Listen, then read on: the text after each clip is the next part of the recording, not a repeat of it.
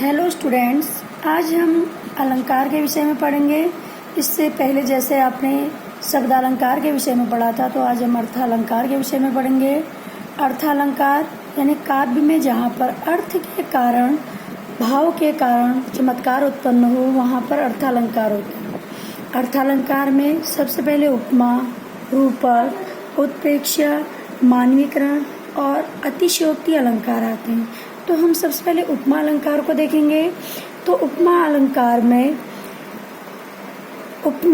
उपमान और उपमेय में समानता के कारण तुलना की जाती है।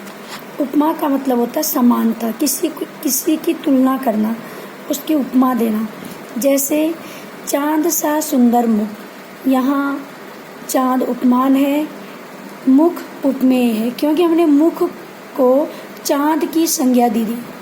तो यहाँ पर आपका जिससे तुलना की जाती है वो उपमान होता है, जिसकी तुलना की जाती है वो उपमेय होता है। तो अब देखिए, जो उपमा अलंकार है, उपमा अलंकार के 4 अंग होते हैं: उपमेय, उपमान, साधारण धर्म, वाचक शब्द। उपमेय जिसकी तुलना की जाती है, जिससे की जाती है वो उपमान हो गया। साधारण धर्म, दोनों में जो समानता थी, जिस समानता के कारण हमने दोनों की तुलना करी, कंपैरिजन किया, तो वो आपका साधारण धर्म। वाचक शब्द यानी इनकी तुलना हमने जिस शब्द के द्वारा की, सा के समान, तो वो वाचक शब्द होगी। तो जहाँ पर उपमा के इसी के अनुसार 2 भेद भी होते हैं: पूर्ण उपमा, लुप्त उपमा। जहाँ पर ये चारों भेद विद्यमान होते हैं वहाँ पर पूर्ण उपमा होता है। जहाँ पर इन चारों में से एक भी अंग लुप्त होता है तो वहाँ पे लुप्त उपमा होता है। अब देखिए, दूसरा भेद है रूपक अलंकार। रूपक का मतलब होता है कि जहाँ गुण की अत्यंत समानता के कारण उपमेय पर उपमान का आरोप किया जाए। जैसे चरण कमल बंदो हरिराई। अब देखो, यहाँ पर चरण और कमल में चरण को सीधे ही कमल बोल दिया गया है, मान लिया गया है। यानी दोनों में इतनी ज़्यादा समानता है कि हमने चरण को कमल बोल दिया, तो इसलिए यहाँ पर रूपक अलंकार है। ऐसे ही मैया में तो चंद्र खिलौना ले हूँ, अब चंद्रमा और खिलौना दोनों ही में इतनी ज़्यादा समानता है, तो यहाँ पर उपमेय पर उपमान का आरोप कर दिया गया है, तो इसलिए यहाँ पर रूपक अलंकार है। उत्प्रेक्षा अलंकार, जहाँ उपमेय में उपमान की संभावना की जाए।